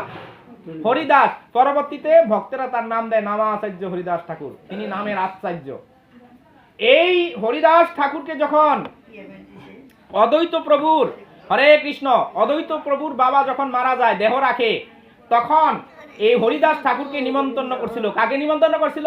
হরিদাস ঠাকুরকে। তো হরিদাস ঠাকুর যখন সেখানে যায়, তখন ব্রাহ্মণেরা বলছে, না, এই যবনকুলের সন্তান এখানে থাকলে আমরা ভগবানের ভোগ রন্ধন করব না। কে বলছিল? ব্রাহ্মণ জাতিরা বলছিল, এখানে যবনকুলের লোক থাকলে, মুসলমান থাকলে এখানে আমরা ভোগ নিবেদন করব না, এখানে আমরা ভোগ রান্না করব না। এখানে মুসলমানের এনে কোনো জায়গা নাই। হরে কৃষ্ণ, কান জায়গা নাই, মুসলমানের কোনো জায়গা নাই। এই মুসলমানের সন্তান এখানে থাকলে, হরে কৃষ্ণ, এখানে আমরা ভোগ নিবেদন করব না। তখন বলছে, ঠিক আছে, তোমরা যখন ভোগ নিবেদন করবে না, আমি আমার বাড়িতে হরিদাস ঠাকুর রান্না করবে, ভোগ নিবেদন করবে, সে ভগবানের ভোগ নিবেদন করবে। ওই হরিদাসের ঠাকুরের নিবেদন প্রসাদ আমি আমার বাবাকে অর্পণ করব। তোমরা আমরা অন্য বাড়িতে দিচ্ছি, তোমরা এখানে দিয়া রান্না করো। তখন এই ব্রাহ্মণদের আরেক বাড়িতে দিছে, সব কিছু দিছে। এখন আগুন আর দেয় নাই, হরিদাসকে আগুন দেয় নাই। হরিদাস হরে কৃষ্ণ মহামন্ত্র বলছে, আর আগুন জ্বলে গেছে। আর তারা বৈশা আগুন পায় নাই। পরে বলছে যে আমি কি করব, তোমাদেরকে যা দিচ্ছি হরিদাস ঠাকুরেরও তা দিছি। হরিদাস ঠাকুর রান্না শেষ পায়, তোমরা কেন রান্না করতে পারো না? যাও হরিদাস ঠাকুরের কাছে। তখন হরিদাস ঠাকুরের কাছে পরবর্তীতে যাই আগুন আনতে হয়েছিল। হরিদাস ঠাকুর কোনো মন্ত্র জানে না, অনেক কোনো গায়ত্রী মন্ত্র না, কিচ্ছু না, কিছুই জানতেন না। একমাত্র জানতেন কি? হরে কৃষ্ণ কৃষ্ণ কৃষ্ণ হরে হরে, হরে রাম রাম রাম হরে। এই কথা বলার সাথে সাথে আগুন জ্বলে গিয়েছিল। এই জন্য বলছে, কলির যুগে যে কেউ ব্রাহ্মণ হতে পারে। গুণ কর্ম বিভাগ চতুর্বর্ণ মায়াসৃষ্ট, গুণ এবং কর্ম অনুযায়ী আমি সৃষ্টি করছি। ব্রহ্ম বৈশ্য শূদ্র ক্ষত্রিয়, একটা পিতার 4টে সন্তান হতে পারে। গুণ অনুসারে ব্রহ্ম, গুণ অনুসারে বৈশ্য, শূদ্র ক্ষত্রিয়, গুণ অনুসারে। এই জন্য বলছে, এই জগতে সকলে ব্রাহ্মণ হন, ভগবানের সেবা করেন, ভগবানের আরাধনা করেন, অন্তিমে ভগবানকে লাভ করেন, ওই ব্রাহ্মণের আশা করেন না। এখানে আপনারা নিজেরাই ব্রাহ্মণ হন। কলির যুগে বলছে, দিনহীন যত ছিল হরির নামে উদ্ধারিল, তার সাক্ষী জগাই আর মাদাই, হরি হরি বিফলে জনম, মনুষ্য জনম পাইয়া রাধা কৃষ্ণ না বুঝিয়া জানিয়া শুনিয়া বিষ খাইল। এই জন্য কলিতে এই শিবজি যখন এভাবে বলছে, তখন এই যে প্রসাদরা আসছে, আজকে প্রসাদের আমি মহিমা বলবো কইছি, তো প্রসাদরা কিভাবে আসছে, তখন এই এখানে এই নারদ মুনি ভগবানের সেবা করছিলেন। কার? নারায়ণের সেবা করছিলেন। সেবা করার ফলে নারায়ণ সন্তুষ্ট হয়ে বর দেওয়ার কথা বলছিলেন। এই সুযোগ বুঝে তিনি কার কাছে? লক্ষ্মী দেবীর কাছে বলছিল, আমাকে নারায়ণ একটি বর দেওয়ার কথা বলছিল। রাধারানীর কাছে যাই বলছে যে আমাকে ভগবান একটা বর দিতে চাইছিল, আমাকে সেই বরটা এখন দেন। মহালক্ষ্মী, যিনি স্বয়ং রাধারানী। লক্ষ্মী অনেক আছে, প্রেতলক্ষ্মী, চঞ্চললক্ষ্মী, গৃহলক্ষ্মী, ভূতলক্ষ্মী অনেক আছে, কিন্তু মহালক্ষ্মী হচ্ছে স্বয়ং রাধারানী। মহালক্ষ্মীকে স্বয়ং রাধারানী। এই রাধারানীর শক্তি, স্বয়ং রাধারানীর যে শক্তি, তার থেকেই মহালক্ষ্মী। তো রাধারানী হচ্ছে শ্রেষ্ঠ সেবক, ভগবানের শ্রেষ্ঠ সেবক। এই রাধারানীর কি বা রাধারানীর হাত ছাড়া ভগবান কারো হাতে খায় না। এই জন্য রাধারানীর কাছে যাইয়া এই প্রসাদ পোষায়, রাধারানী কৃষ্ণের হাতে খায়। এই জন্য বলছে কি, তার ধাম গোলক বৃন্দাবন বজবধূ বর্গেন, আমি আমার বজবধূর দ্বারা সেবিত হই। কোথায়? গোলক বৃন্দাবন। আমি কারো হাতে খাই না, যাত্রার হাতে খাই না, একমাত্র রাধারানী হাতে খাই। এই জন্য শরণাগতি হতে হবে, পরম্পরা ধারায় অনুযায়ী রাধারানীর কাছে যাইতে হবে, আমাদের রাধার ভাবে ভাবিত হতে হবে, তাহলে কৃষ্ণ সেবা আমরা করার যোগ্যতা হতে হবে। এইভাবে নারদ মুনি যখন ওই যে বরটা চাইছে, বলছে আমাকে এই বর দাও। কি বলছে? আমি নারায়ণের মহাপ্রসাদ খেতে চাই। কার প্রসাদ? নারায়ণের মহাপ্রসাদ। নারদ মুনি সুযোগ বুঝা সেই বর প্রার্থনা করছে, তখন বলছে আমি অনুমতি ছাড়া তো দিতে পারবো না। তখন নারায়ণ আইসা বলছে, নারদ মুনিকে তুমি বর দিতে চাইছিলা, এখন তোমার প্রসাদ চাচ্ছে। সে বলছে আমার প্রসাদ তো আমি কাউকে দেই না, এই প্রসাদে আমি তো কাউকে দেই না। বলছে এখন চাচ্ছে, বলছে আমি না থাকলে তুমি দাও, যেহেতু সে আমার কাছে বর প্রাপ্ত, আমি তাকে দিতে কইছিলাম বর, আমি না থাকলে দিও। তো এই প্রসাদ পাওয়ার পর নারদ মুনি তাণ্ডব নৃত্য, কি নৃত্য? তাণ্ডব নৃত্য করতে পারলো। তিনি মত্তলোকে এসে এমন নৃত্য করতে লাগলো, সেই বিনা বাজাইতে বাজাইতে। তখন শিব বলল, কিরে ভাই, তুমি এই নৃত্য? বলছে আমি নারায়ণের প্রসাদ পেয়েছি, সে আনন্দে আমি নৃত্য করছি। তখন বলছে, তো তুমি তো ভাই আমার প্রসাদ কোথায়? তখন এর নখের থেকে একটু হালকা একটু লাই গেছিল, এটা খাইয়া শিব তাণ্ডব নৃত্য করতে আলো। কি করলো? তাণ্ডব নৃত্য শিবের। এই নৃত্য দেখে প্রলয়ের মতো অবস্থান হয়ে গেল। তখন এই দুর্গা দেবী এসে বলল, যিনি বিমলা দেবী, যাকে আমরা বিমলা দেবী বলি, এই আয়সা বলল যে প্রভু আপনি এরকম অসময়ে নৃত্য করছেন কেন? বলছে আমি নারায়ণের মহাপ্রসাদ পেয়েছি। বলছে তুমি না আমার আমি না তোমার সহধর্মিনী? সহধর্মিনী। এই জগতে দুই প্রকার স্ত্রী হয়। কয় প্রকার স্ত্রী? দুই প্রকার। একটা হচ্ছে wife, wonderful instrument for enjoy. এই তো ধর্মকর্ম বাদ দে, আমি তোরে আনছি আমার রান্না বান্না আগে, এটা দেখো কি ওয়ান্ডারফুল ইনস্ট্রুমেন্ট ফর এনজয়। আনছি উপভোগ করার জন্য, ধর্মকর্ম করার লাগে না। কি করার লাগে আনছি? উপভোগ করার লাগে। উপভোগ, তোমার সাথে আমি উপভোগ করার জন্য বিবাহ করছি, কোনো ধর্ম করার লাগে না। এটাকে বলা হয় ওয়ান্ডারফুল ইনস্ট্রুমেন্ট ফর এনজয়, উপভোগ করার জন্য। এটাকে স্ত্রী বলা হয়। স্ত্রী কি বলা হয়? স্ত্রী। সহধর্মিনী, আমি এবং তুমি দুইজনে এক আত্মা, আমি এবং তুমি দুইজনে এক আত্মা, দুই দেহ। আমি ভগবানের সেবা করতে পারি না, আমি তোমাকে এনেছি কার সেবা করার জন্য? আমার অনাদিরাদি গোবিন্দের সেবা করার জন্য। এটাকে বলা হয় কি? সহধর্মিনী। সহধর্মিনী, আমি এবং তুমি দুইজনে এক আত্মা। কয় আত্মা? এক আত্মা। সহধর্মিনী মানে কি? আমি এবং তুমি দুইজনে এক আত্মা, দুই দেহ। এই জন্য সহধর্মিনী মানে বিবাহ করলে যে কর্মবন্ধন হয় সেটা না। বলছে স্বামী স্ত্রী মিলে ভগবানকে আরাধনা করলে ভগবান তাতে সন্তুষ্ট হন। এই জন্য চৈতন্য চরিতামৃতে বলছে, গৃহে থাক বনে থাক সদাই হরি বলে ডাক, সুখে দুঃখে ভুলো নাকো, বদনে হরি নাম করহে।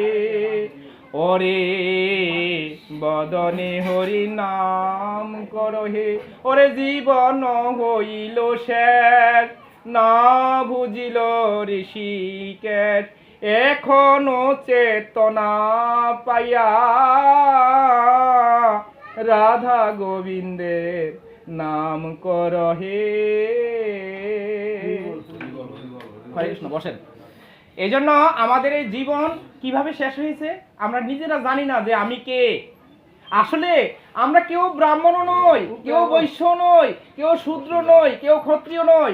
আমরা কার দাস? কৃষ্ণের দাস। জীব কৃষ্ণ নিত্য দাস করিলে বিশ্বাস, তবে তো আর দুঃখ নাই। চৈতন্য চরিতামৃতে বলছে সর্ব উপাধি বিনিমুক্ত। হরে কৃষ্ণ। এই কলিযুগে কি বলছে চৈতন্য চরিতামৃতে? সর্ব উপাধি বিনিমুক্ত। যদি তুমি আমার ভক্ত হতে চাও আগে সর্ব উপাধি ত্যাগ করো। হরে কৃষ্ণ। কি করতে হবে?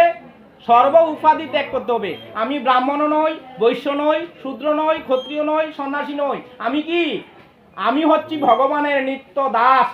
ভগবান নিত্য দাস হয়ে এই জগতে শিক্ষা দিতে হয়েছে। ভগবান হইও তিনি দাস হইছে। কি হইছে? দাস হইছে। কে গো তুমি কাঙ্গাল বেশে দেশ বিশেষে ঘুরে বেড়াও, অতি বড় ব্যথার ব্যতি তাই নয়ন জলে বুক বাসাও। অদম পতিত আচণ্ডালে স্নেহের কোলে লও গো তুলে। ওরে দিব্য প্রেমে রাখি খুলে, ভগবাঞ্চিত পদ দেখাইয়ে দাও। এমন দয়াল কে গো তুমি, বিলালে প্রেম চিন্তামণি। ওরে ধর লও বলে প্রেমের খনি, আচণ্ডালে বিলিয়ে দাও। আচণ্ডাল মহাপ্রভু এবার আইছে, বলছে আমি ধনী কুলীন পণ্ডিত, এদেরকে কাউকে কৃষ্ণ প্রেম দান করবো না। হরে কৃষ্ণ। এই জন্য চৈতন্য মহাপ্রভু আইছে আচণ্ডালে কৃষ্ণ প্রেম দান করার জন্য। আচণ্ডাল যারা এই কৃষ্ণ বিমুখ তাদেরকে কৃষ্ণ প্রেম দান করার জন্য চৈতন্য মহাপ্রভু এই কলিতে অবতরণের মূল কারণ। এই জন্য বলছে ধনী কুলীন পণ্ডিত বড়ই অভিমানী, দিনেরে অধিক দয়া করেন গৌর ভগবান। দিনহীন যত ছিল হরির নাম উদ্ধারিল, তার সাক্ষী জগাই আর মাদাই। এই জগাই মাদাইকে সাক্ষী রাখছে। এই জন্য বলছে আমরা ব্রাহ্মণত্ব মনে করলে আমাদের ভিতরে অহংকার জন্ম নিব। আমি সন্ন্যাসী, অহংকার জন্ম নিব। এই জন্য বলছে সর্ব উপাধি বিনিমুক্ত, সব উপাধি বাদ দাও। আমি ব্রাহ্মণ নয়, বৈশ্য নয়, শূদ্র নয়, ক্ষত্রিয় নয়, সন্ন্যাসী নয়। আমি কি? আমি কৃষ্ণের নিত্য দাস। জীব কৃষ্ণ নিত্য দাস করিলে বিশ্বাস, তবে তো আর দুঃখ নাই। এজন্য বলছে কলির যুগে দাস হও। ভগবান একমাত্র প্রভু হইছে কৃষ্ণ, আমরা সকলেই তার দাস। এখানে কেউ ব্রাহ্মণ নয়, কেউ বৈশ্য নয়, কেউ শূদ্র নয়, কেউ কোনো কিছুই নই। আমরা হচ্ছি ভগবানের দাস। আমাদের কাজ হলো ভগবত সেবা। এখানে কেউ ব্রাহ্মণ নয়, কেউ সন্ন্যাসী নয়, কেউ কোনো কিছুই নয়। আমাদের কোনো উপাধি নাই। সর্ব উপাধি বিনিমুক্ত, তৎপর নির্মল। চৈতন্য চরিতামৃতের শ্লোকে উল্লেখ আছে। কৃষ্ণ দাস কবিরাজ গোস্বামী যিনি ব্রাহ্মণ কুলে জন্ম হয়েও তিনি এই কথা উল্লেখ করছেন। সেই ব্রাহ্মণের কথা শুনবেন যিনি কৃষ্ণ দাস কবিরাজ গোস্বামী। এই যে আমরা কই না হরি হর হে নম কৃষ্ণ যাদবাই নম, এটা কে? গোপাল ভট্ট গোস্বামী। আমি ব্রাহ্মণ পরিবারের কথা বললাম। এই গোপাল ভট্ট গোস্বামী বলছে তোমরা সবাই ব্রাহ্মণ হও, কিন্তু ব্রাহ্মণ সেজো না। ব্রাহ্মণ পরিবারে জন্মগ্রহণ করলে ব্রাহ্মণ হয় না। জন্ম জায়তে শূদ্র। চৈতন্য চরিতামৃতে বলছে আমরা জন্মগ্রহণ করার সাথে সাথে শূদ্র। গুণ কর্ম বিভাগ চতুর্বর্ণ মায়া সৃষ্ট। চারটি বর্ণই মায়া। ব্রাহ্মণ, বৈশ্য, শূদ্র, ক্ষত্রিয় সব বর্ণে মায়া। কেউই ভগবানকে জানতেও পারে না। যদি আমরা ভগবানের প্রতি শরণাগত হই, একটা বেশ্যার ছেলেও ভগবানকে লাভ করা হয়, যাকে লক্ষহীরা নামে আমরা চিনি। কাকে চিনি? লক্ষহীরা। তিনি বেশ্যা ছিলেন, তিনি পরপুরুষের সঙ্গ করছেন। হরিদাসের পরশে তার নাম হচ্ছে লক্ষহীরা, বৈষ্ণব জগতের শ্রেষ্ঠ। নাকি লক্ষহীরার নাম শুনছেন তো আপনারা? তো লক্ষহীরা কি কোনো ব্রাহ্মণের পরিবারে ছিল? সে তো বেশ্যার সঙ্গ করতেন, সে তো বেশ্যা ছিল। নিকৃষ্ট জাতি হইয়া সে ভগবানের শুদ্ধ ভক্ত হয়। এই জন্য বলছে দিনহীন হন আর যাই হন না কেন, ভগবানের শরণাগত হন, আপনিই সর্বশ্রেষ্ঠ। এই জন্য বলছে যেই ভজে সেই বড়। চৈতন্য চরিতামৃতের কথা। যেই ভজে সেই বড়, অভক্তই নচার। কৃষ্ণ ভজনের এই জাতির কুলাদির বিচার। কৃষ্ণ ভজনে কোনো জাত নাই, কুল নাই, বিচার নাই, বিধি নাই, কোনো কিছুই নাই। কলিতে কোনো জাত নাই। কিসের জাত আবার? আমি ব্রাহ্মণ, আমার প্রণাম করে কি এর ব্রাহ্মণ আমি? এই জন্য আপনার কথাগুলা আমরা যদিও আমি আপনাদের যোগ্যতা নাই, আপনাদের চরণের আপনার পিপিলিকার সমানও আমাদের যোগ্যতা নাই। চৈতন্য চরিতামৃতে বলছে পিপিলিকার সমানও আমাদের যোগ্যতা নাই আমার। এই জন্য আমি চণ্ডালের মতো ব্যবহার করি আপনাদের সাথে, কারণ ব্রাহ্মণ পরিবারই চণ্ডালের মতো। এই জন্য কথাগুলো আমার চণ্ডালের মতো। হরে কৃষ্ণ। এই জন্য সকলে ব্রাহ্মণত্ব অর্জন করেন, ভগবানের জানেন এই কলিযুগে কোনো ব্রাহ্মণ নাই। দিনহীন যত ছিল হরির নামে উদ্ধারিল, তার সাক্ষী জগাই আর মাদাই। হরি হরি বিপলে জন্মগিন মনুষ্য জন্ম পাইয়া, রাধা কৃষ্ণ না বুঝিয়া জানিয়া শুনিয়া বিষ খাইন। আমরা যাইন না শুনিয়া বিষ খাচ্ছি। এই জন্য কলিতে ভজন হচ্ছে কি, আমরা সবাই এক। কলিতে কি একটি পরিবার, দ্বিতীয় কোনো পরিবার নাই, আমরা এক। আমরা সকলে ভগবানের দাস, আর একমাত্র প্রভুকে অনাদিরাদি গোবিন্দ। হরে কৃষ্ণ কৃষ্ণ কৃষ্ণ হরে হরে, হরে রাম রাম রাম হরে হরে। আমরা সবাই এক হতে হবে। কলির যুগে কোনো জাত নাই। এই জন্য আমাদের বংশ, জাত, অভিমান, মান অভিমান সব শূন্য করতে হবে। কি করতে হবে? মান অভিমান শূন্য হয়ে লও কৃষ্ণ নাম। কৃষ্ণই মাতা, কৃষ্ণই পিতা, কৃষ্ণ ধনবান।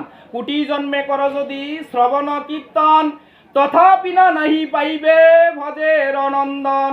কোটি জন্মে কর যদি শ্রবণ কীর্তন, তথাপি না নাহি পাইবে ভজের নন্দন। অথব নাসার সারি জীব লৌরে কৃষ্ণ নাম। কৃষ্ণই মাতা, কৃষ্ণ পিতা, কৃষ্ণই ধনপান। একবার নাম নিলে যত পাপ হরে, জীবের সাধ্য নাই তত পাপ করে। ধলি কুলীন পণ্ডিত বড়ই অভিমানী, দিনেরে অধিক দয়া করেন গৌর ভগবান। দিনহীন যত ছিল হরির নামে উদ্ধারিল, তার সাক্ষী জগাই আর মাদা। এটি চৈতন্য চরিতামৃতের পয়ার। কোথার পয়ার? চৈতন্য চরিতামৃতের কথা। এই মহাপ্রভু বলছে আমরা এই কলিযুগে জাত নাই, একমাত্র আমরা সবাই শূদ্র। কলিযুগে সবাই শূদ্র। আমরা জন্ম জায়তে সবাই শূদ্র। এই কলিযুগে যারাই জন্মগ্রহণ করব, সে ব্রাহ্মণ কুলে হোক, সে বৈশ্য কুলে হোক, শূদ্রকুলে হোক, আমরা সবাই শূদ্র। এখানে গুণ অর্জন করে আমরা কি করতে পারি? ভগবানের সেবায় সবাই এককভাবে যুক্ত হতে পারি। এখানে জাতের বিচার করলে হবে না। অমুকে ছোট দাঁত, তার জল দিতে লোতে দিস না, এই করতে এই করতে, ওই ভুয়া। কলিযুগে কোনো জাত নাই, আমরা সবাই এক পরিবার, আমরা একই পরিবার, একই বংশ, আমরা ভগবানের দাস। হরে কৃষ্ণ। তাই কি করলো এই দুর্গা দেবী? বললো আর তুমি না আমার সহধর্মিনী। হরে কৃষ্ণ। দুর্গা দেবী কি বললো শিবকে? যে তুমি আমার সহধর্মিনী, তুমি প্রসাদ খেলে আমাকে কেন দিলে না? তাই আমি আজ থেকে তোমাকে স্বামী হিসেবে বরণ করব না। আমি দেখবো, আমি এই প্রসাদ চাই। তুমি যেই প্রসাদ আমাকে সারা খেয়েছো, আমি এই প্রসাদ চাই। তখন দুর্গা দেবী কি করলো? হরে কৃষ্ণ। দুর্গা দেবী শিবের আরাধনা, কৃষ্ণের আরাধনা করতে লাগলো। বিষ্ণু সন্তুষ্ট হয়ে বলছে, আসছে, বলছে হে দেবী দুর্গা, হে দুর্গা দেবী, তুমি কেন আমার আরাধনা করলে? আমাকে আরাধনা করলে কেন? আমি তোমার আরাধনায় সন্তুষ্ট। তুমি কি চাও? বলছে আমি নারায়ণের প্রসাদ চাই। বলছেন না, আমি তোমাকে প্রসাদ দিতে পারি না। কারণ বলছে তুমি মায়াবাদীর সঙ্গ করো, তাই তোমার আমি প্রসাদ দেব না। কি করছে? হরে কৃষ্ণ। কি কইল? যে তুমি মায়াবাদীর সঙ্গ করো, তুমি এই জড় জগতের জগৎ প্রতিষ্ঠিত, আমি ভক্ত ছাড়া কাউকে প্রসাদ দিই না। তখন আবার বলছেন না, তাহলে আমি আরাধনা ক্ষমা করতাম না, আমি দেখবো তুমি প্রসাদ। আবার যখন দুর্গা দেবী আরাধনা করছে, কৃষ্ণ আবার বলছে দাঁড়াও, তুমি যে কান্না করে যে জল হয়ে গেছিল, কি হয়ে গেছিল? চোখের জল দিয়ে পুরো একটা নদীর মতন হয়ে গেছিল গা দুর্গা দেবীর জলে। বলছে ওই জলটি হচ্ছে প্রেম, ওই জলের মধ্যে তুমি স্নান করো। কি করো? তুমি তোমার এই চোখের জলের মধ্যে স্নান করো, তখন তার একটা গুপি ভাব দেহ হয়। কি হয়? গুপি দেহ। যার নাম কি? বিমলা দেবী। কি নাম হয়েছে তার? নাম দুর্গা দেবীর থেকে নাম হইল কি? বিমলা দেবী। তখন তিনি গুপি। কি হয়ে গেল? গুপি ভাব হয়ে গেল গা। বলছে এখন থেকে তুমি অহংকার মুক্ত। তখন বলছে তখন এই প্রসাদ দিছিল। তো নারায়ণ স্বয়ং দিতে বাধ্য হয়েছিল দুর্গা দেবীর। কেউ তো লুকিয়ে লুকিয়ে পাইছে এরা। আর দুর্গা দেবীর ভগবানের তে সরাসরি আদায় করছে প্রসাদ। এখন বলছে আমাকে একটা বর প্রদান করুন। ভগবানকে বলছে যে না, এই পৃথিবীর সমস্ত জীব আমার সন্তান। দুর্গা দেবী বলছে কি? যে আমার সন্তান এরা, আমি চাই একটা এই পিপিলিকা পর্যন্ত একটা প্রসাদ পাক। আমি আমার সন্তানকে ফালাইয়া, পিতা বেঈমান হইতে পারে, মাতা কোনোদিনও বেঈমান হয় না। হরে কৃষ্ণ। পিতা কি হয়? বেঈমান হয়, স্বার্থপর, বাজারে যায় কিছু কিনা খাইয়া ফ্যামিলিতে দেয় না। এটা কলা কিনো, যাই কিনো খাইয়াই বলে। কিন্তু মা এমন একটা জিনিস, দেখবেন যে মা হইছে মায়াময়ী।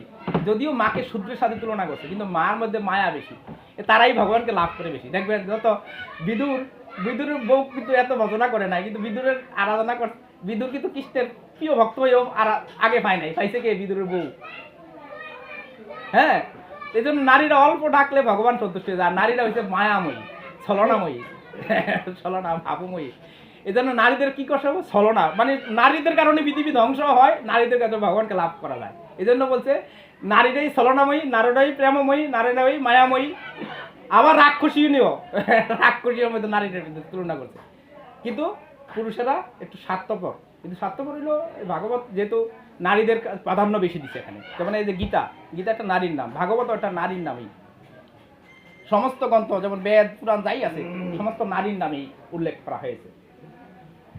তো এটা ভগবানের অশেষ কৃপা। এই জন্য দেখবেন যে স্বামী যদি ভজনা করে সে ভগবত ধামে একলা যেতে পারে না, স্ত্রী বাদে। যেমন মনে করেন যে কোনো পরিবারে যদি স্বামী ভক্ত হয় তাহলে তার স্ত্রী যদি ভক্ত না হয় তার কারণে নরকগামী হইতে হয়, স্ত্রীর কারণে। আর কোনো সংসার যদি স্ত্রী ভক্ত হয়, স্বামী নরকগামী হবে, স্ত্রী ভগবদ্ধামে চলে যায়। স্ত্রী একলা ভগবদ্ধামে যেতে পারে, কিন্তু নারী স্বামী পারে না। স্বামী দুজনে নিতে হবে, অর্ধাঙ্গিনী। অর্থাৎ স্বামী বলছে যে তোমার পাপের অর্ধেক আমার দিতে হইব, আর আমার পুণ্যের অর্ধেক তোমার আমি দিয়ে দিলাম। এটা মন্ত্রের সময় বললা। এই জন্য বলছে নারীকে বিয়ে করে নাই, করছি আমি। নারী বিয়ে করছে আমারে, আমি নারীরে বিয়ে করি নাই। এই জন্য অনেকে কয় কি যে বিয়ে করে বউ আনছ না, আরে আরে বউই তোরে বিয়ে করছে, ওই অর্ধেক পূর্ণ নিব, মন্ত্র বলছ, এর কাছে আবদ্ধ হইছ। এই জন্য নারীদের অনেক ভগবানের সুবিধা দিয়েছে। তারা যে পূর্ণ করবো তাদেরটা স্বামী পাইবে না, কিন্তু স্বামীর অর্ধেক পূর্ণ পায় স্ত্রী। এই জন্য নারীরা ভাগ্যবতী। নারীদেরকে কি বলা হয়? ভাগ্যবতী বলা হয়। কেননা পুরুষ ভজনা করলে অর্ধেক পায় আর তারটা তার কাছেই থাকে, এটা পায় না। এই জন্য মা দুর্গা দেবী বলছে আমার সন্তানকে না দিয়ে আমি কিন্তু তোমার এই প্রসাদ আমি খাবো না, আমাকে আশীর্বাদ করো। এই জগতে কোনো জীব যাতে ভগবত প্রসাদ থেকে বঞ্চিত না হয়। হরে কৃষ্ণ। কি না হয়? ভগবত প্রসাদ ছাড়া যেন কেউ বঞ্চিত না হয়। মা দুর্গা দেবীর কৃপায় আজকে আমরা সেই প্রসাদ পাচ্ছি। কি পাচ্ছি? ভগবত প্রসাদ পাচ্ছি। কার কৃপায়? মা দুর্গা দেবীর কথায়। কিন্তু ওই দুর্গা এই দুর্গা নয়, সেটা হচ্ছে মহামায়া আর যোগমায়া, দুইটা আলাদা। মায়ের দুটি রূপ, একটা হচ্ছে চিন্ময় স্বরূপা, একটা হচ্ছে মায়া স্বরূপা। মায়া স্বরূপা কয় হাত? 10 হাত। আর চিন্ময় স্বরূপা কয় হাত? 8 হাত। যোগমায়ার কয় হাত? 8 হাত। শঙ্কর চক্র গদা পদ্ম বিষ্ণু দেবী, বিষ্ণু তত্ত্ব দেবী নারায়ণী। আর যা দেবী সর্বভূতে নমস্তে নমস্তে নমঃ নমঃ, এটা হলো মায়া। আদি দৈবিক, আদি ভৌতিক, আদি আত্মিক। আর যে যোগমায়া, যোগমায়ার পূজা করছিল কি? রাম। ওই রাবণ পূজা করছিল। রাবণ যদিও অসুর, তিনি মহাপ্রভুর ভক্ত ছিলেন। সপার্শ্ব শিরোদাম হে অবতরী, অত্যন্ত দুর্লভ প্রেম করিবারে দান, শিখে শরণাগতি ভক্তর বান। এই জন্য এই যোগমায়া রূপে মায়ের এক নাম কি? যোগমায়া। মার নাম কি? দুর্গা দেবীর এক নাম কি? যোগমায়া। এই যোগমায়া কৃষ্ণ প্রেম দান করে, আর মহামায়া জগতে আবদ্ধ করে রাখে। কি করে? আবদ্ধ করে রাখে। তো হরে কৃষ্ণ। এই মায়ের কৃপা দেখবেন এখনো এই জগন্নাথ মন্দিরে যান, এই যে ইয়াতে ইন্ডিয়াতে জগন্নাথ পুরী ধামে যান, সেখানে কে রান্না করে? লক্ষ্মী দেবী। দেখবেন 7টা ডেক একসাথে দেয়, উপরের ডেকটা আগে রান্না হয়। 7টা ডেক একসাথে দেয়, উপরেরটা নিচেরটা জাল দিতে আছে, উপরেরটা আগে হয়। তার মানে কি? স্বয়ং লক্ষ্মী দেবী, কে? মহালক্ষ্মী, স্বয়ং রাধারানী সেখানে রান্না করে। এই জন্য আগেরটা হয়। আর সেখানে রান্না হওয়ার পর জগন্নাথের ভোগ হয়। কার হয়? জগন্নাথের ভোগ হওয়ার পর সবগুলা ভোগ আবার এই দুর্গা দেবীর মন্দিরে নেয়। কার? এই যে বিমলা দেবীর মন্দিরে নেয়। কার মন্দিরে? বিমলা দেবীর মন্দিরে নেয়। বিমলা দেবী সেই প্রসাদ গ্রহণ করার পর সমস্ত জীব সেই প্রসাদ পায়। সমস্ত জীব কি পায়? সেই প্রসাদ গ্রহণ করে এই সমস্ত জীব। এই জন্য এই দুর্গা দেবীর কৃপা ছাড়া ভগবত প্রেম লাভ করা সম্ভব নয়। আমরা যদি মন্দিরে প্রবেশ করি ভগবানের সেবা করার জন্য, কোথায় প্রবেশ করি? আপনারা জানেন সেবা পূজা কেমনে করে? আজ পর্যন্ত জানেন না। গোবিন্দ বলছে আমার ভক্তের অনুমতি ছাড়া মন্দিরে প্রবেশ করা নিষেধ। এই জন্য আমরা মন্দিরে প্রবেশ করতে গেলে প্রথমে মা দুর্গা দেবী, হে পরম বৈষ্ণবী ভাগবতী পূর্ণমাসী, হে গঙ্গা দেবী, তুমি তোমার অনেক নাম মা, হে মা তোমারই তো সন্তান, তুমি আমাদেরকে অনুমতি প্রদান করো, আমরা মন্দিরে প্রবেশ করব। এই দুর্গা দেবীর অনুমতি ছাড়া ভগবানকে লাভ করা যায় না। এই জন্য দেখবেন আমরা যখন যজ্ঞ করি না, এই যে যজ্ঞ করি, এই যজ্ঞ করতে সময় প্রথম যে ঘরটা, এটা যোগমায়ার ঘর, দুর্গা দেবীর ঘর, প্রথম ঘরটা। এখানে আমরা আগে আহ্বান করি কাকে? শিব এবং দুর্গা দেবীকে। কোন রূপে? চিন্ময় স্বরূপা রূপে। এই বৈষ্ণবকে আগে নিমন্ত্রণ করি, তারপর কৃষ্ণ আসে। এই জন্য মন্দিরে প্রবেশ করতে সময় দাঁড়িয়ে মন্দিরের পাহারাদারকে শিব, ধামেশ্বর। শিব হচ্ছে মন্দির পাহারাদার, মন্দিরের পাহারাদারকে ধামেশ্বর। এই ধাম রক্ষা করে কে? ভগবানের মন্দির রক্ষা করে কে? ভগবানের মন্দির পাহারা দেয় কে? শিব। এই জন্য শিবকে বলা হয় ধামেশ্বর, তিনি ধাম রক্ষাকারী। এই জন্য শিবের কাছে অনুমতি না ছাড়া আপনি মন্দিরে প্রবেশ করতে পারবেন না। এই জন্য শিব, আমাদের গায়ত্রী আছে শিবকে আহ্বান করার জন্য, যে মন্দিরে প্রবেশ করার জন্য। যারা হরির নাম তারা দিলে হাততালি দেয়, আমরা এটা বলে দিই যে হাততালি দিয়ে মন্দিরে প্রবেশ করো, তার মানে কি শিব যে এমনি অনুমতি করে দেয়, কারণ তাদের শাস্ত্র জানার দরকার নাই।